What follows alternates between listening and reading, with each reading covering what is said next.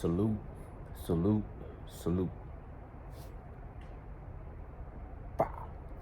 Just nocturnal thoughts, man. What's happening with everybody? It's not gonna be my final video, final thought. Really talking about Lomachenko versus Devin Haney and the results. I might talk about it here and there as it comes up, but this is kind of my final thought, my final conclusion. You know what I'm saying? I watched the fight probably three and a half times. I watched it throughout the day, kind of skipping through it. I sat down and watched the majority of it, and I watched some other people do breakdowns of their own commentating or their own, post-fight thoughts and how they scored the fight. And I watched the fight every single time on mute. No influences by the commentary. Didn't listen to what they were saying in the corner. Didn't listen to Bill Haney. Didn't listen to the trainers. The only round I turned up the sound on was round 12. So, second time I watched it, I wanted to try to give Devin Haney as many rounds as possible, just to see how, if I give him rounds, even if I feel like he didn't necessarily win the rounds or scored the rounds from him, say I just give them to him anyway. Say if it was a swing round, I'd be like, a swing round, but I'm gonna give it to Dev. To kind of even things out a little bit more. But really at the end of the day, when I watched that fight in totality on mute, I still scored that fight for Lomachenko to come up with the victory. I give full credit to Devin Haney. He wasn't clinching, he wasn't fighting off the back foot and just hit and not get hit. He fought in the pocket. He fought with, a lot of heart, dug to the body, stuck to that game plan. I feel like if he would have tried to do something different, it might have not even worked out for him as well. Like the footwork of Lomachenko, I felt like would have gave Devin Haney problems. If he would have tried to fight on his back foot too much, he might have hit the canvas, just getting tripped up on his own feet or just getting knocked off balance. So the fight that he fought, I felt like was the best fight he could possibly do. I feel like Lomachenko was just a better man that night, but only by a little, not a wide gap. Like when I watched that fight and watched that fight, some of it kind of gets a little closer, is more competitive. You look at certain different things differently from every time you watch it. So it's like, even though I will ultimately say I feel like Loma won the fight, and at the best, to me, it kind of could have been a draw. If you give Devin Haney that fight and he wins that fight, in your opinion, it's cool enough. It's not like it was a one-sided, complete blowout. It wasn't like Lomachenko dominated 10 rounds and Devin Haney only got 2 rounds and those were swing rounds. To me, the word robbery can get used out of proportion. So like when I watched that fight, and they gave the fight to Dev, I say, yeah, that kind of was a robbery. But robbery is a strong word and it gets used too frivolously. Sometimes you can win and then still lose, and sometimes you can lose and still win, to quote Rosie Perez from White Men Can't Jump, the original.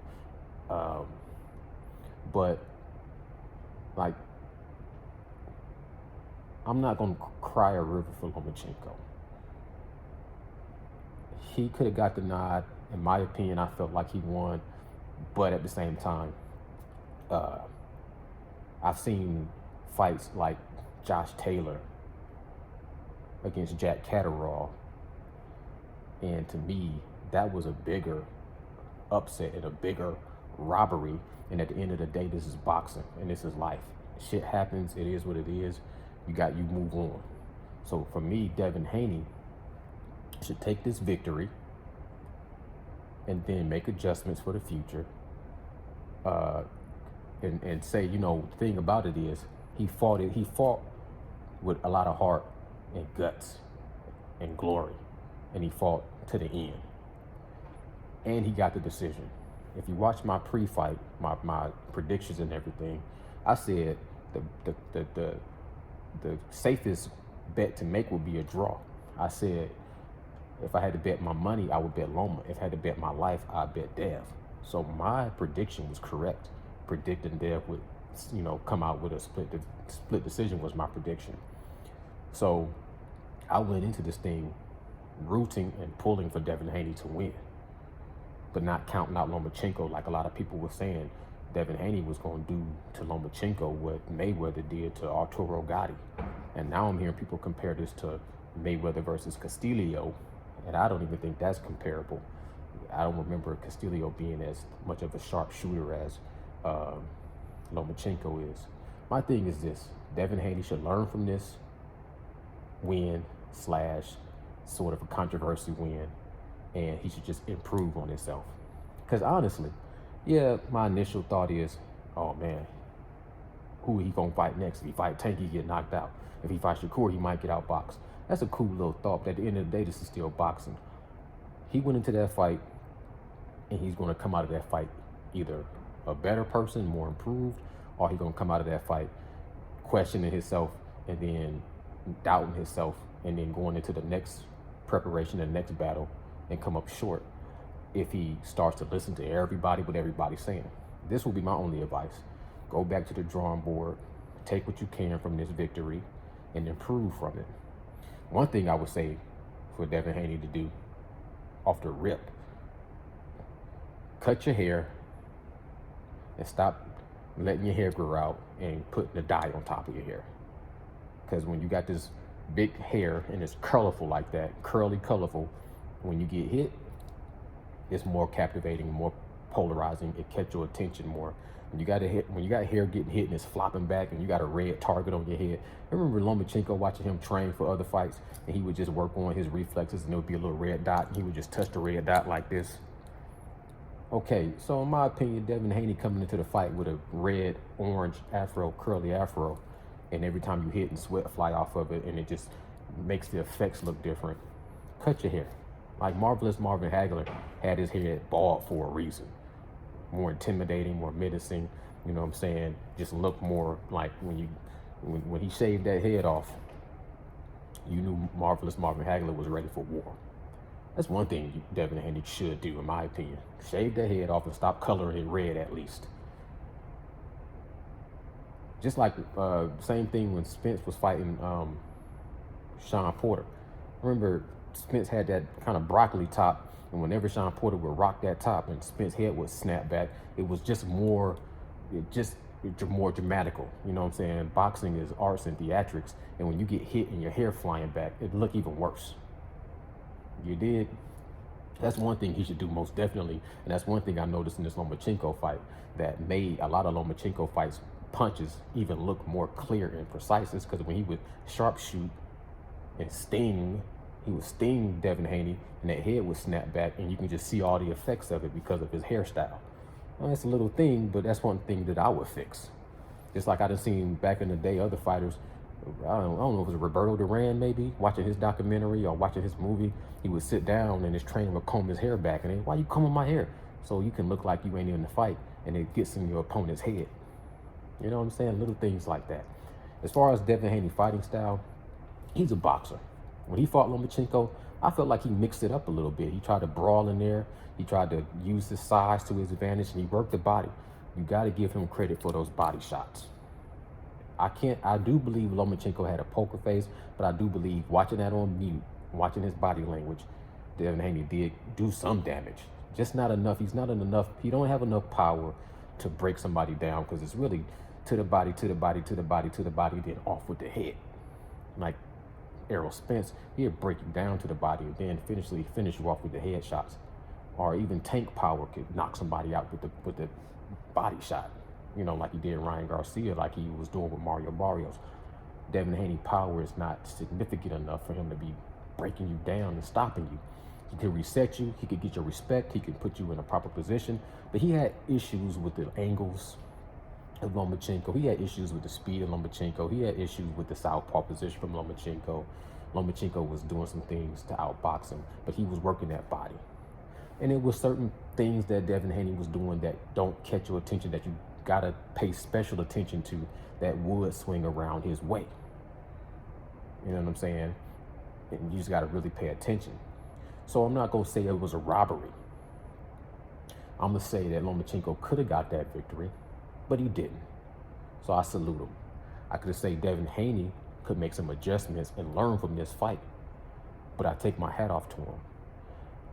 Everything else is just when you add stuff to the thoughts of it that sway people's attention, like who was talking what, who age is what, who size is this, you know what I'm saying? Who do you like, what race you are, you know what I'm saying? Who you want to see who fight next, if you want to see Devin Haney fight Tank next, or Shakur, or all that little stuff that's mixed in between. Like, if I strip all that away and just watch the boxing for boxing, I feel like Devin Haney kind of don't feel like he really won that fight. You know what I'm saying? Similar to like Jermell Charlo versus Tony Harrison. And Tony Harrison got that victory, but I felt like something about him, you know, still feel like, man, I got to run that back. And when I run that back, I got to do something a little different to really feel like in myself I won that fight. You know, and it cost him because he tried to sit down on some of those punches and got caught hooking with a hooker. So Devin Haney got to make sure he don't even make that mistake. Learn from this fight. So if he did fight Tank, if he fought Tank and he did take the experience he got from fighting Loma, to me, I give him a little bit more of a chance to beat Tank than I gave him before because of experience. Even if you got a gifted victory, you still made it a fight. You still made it competitive. You still made it tight enough for people to be having all these debates the next day and the next couple of days. So he could still learn from this and it'll improve his game. So if he did fight Tank, I feel like that would even make it more of a competitive fight against Tank or even Shakur, because at least he got the experience of fighting a Lomachenko. So make the adjustments, because it's not a foregone conclusion that Tank would just knock out Devin Haney. Lomachenko didn't knock Devin Haney down, right? And Lomachenko definitely got some power. He don't have Tank kind of power, but Tank may be not even have that kind of speed. We don't know. We'll see what happens when it happens. I still feel like Devin Haney should have, you know, if he really knew that he won that fight, he would have been strapped up with those belts, and then he would have barked at Shakur Stevenson when Shakur Stevenson came into the ring. So I still feel like there are some things that Devin Haney is going to have to kind of deal with post-fight, but he should be able to deal with it and move on. You know what I'm saying? Because nobody perfect. Like, some people always argue that we shouldn't look at these boxers differently when they lose, they owe. But then now you want to argue when somebody kind of could have lost, but then you're going to argue that he should have won. Well, to me, if he would have lost, that would have made him even better still, because it's still experience. So even if they would have gave Lomachenko the victory, I would still want to see Devin Haney go make improvements and still give him a fair shake in a fight against Tank or Shakur. So you don't have to have a undefeated record just to be considered a great boxer. Losses don't define your career. You can learn from your losses and become better than what you was when you was undefeated. You know what I'm saying? So in my opinion, if they would have gave Loma the nod, and Devin Haney would have turned around and fought Shakur, and Shakur studied that fight from Loma, but Devin Haney then made the adjustments and learned from his mistakes, the few mistakes that he made, and he can go in there and beat Shakur, then everybody forget about the Loma loss. That's how it worked, in my opinion. That's why the triangle theory don't work. Anyways, that's my final thoughts. It was a great fight, a hell of a fight.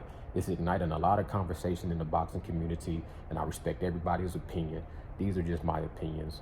I feel like both fighters won, and boxing won, and boxing fans win. And Devin Haney got the victory, and God don't make no mistakes. So I just say that, in my opinion, Lomachenko pulled off enough to get a victory, even though some people say you got to beat the champ.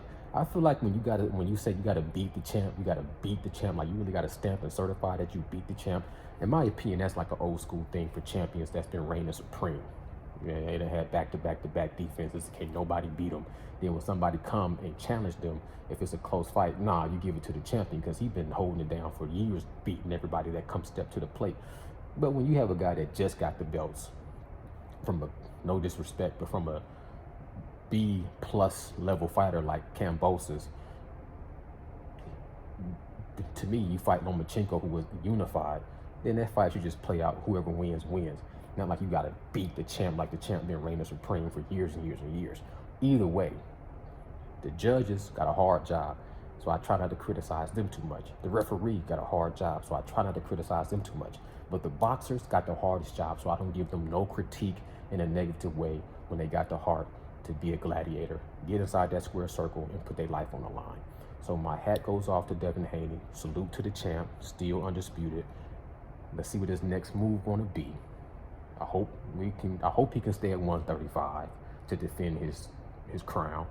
If he goes up to 140, I think that's going to be tough, and that'll be a whole nother conversation for another day. Let's see what Lomachenko does. I think he should retire, go out on top. As far as you can say a moral victory or whatever you want to call it, but I don't feel like nobody gonna really criticize him in a real negative way after this decision. If he retires, dealing with the situation in his hometown, I feel like Lomachenko put in his work and paid his dues, and it's a proper send-off and a proper salute. And like I said, boxing win, boxing fans win.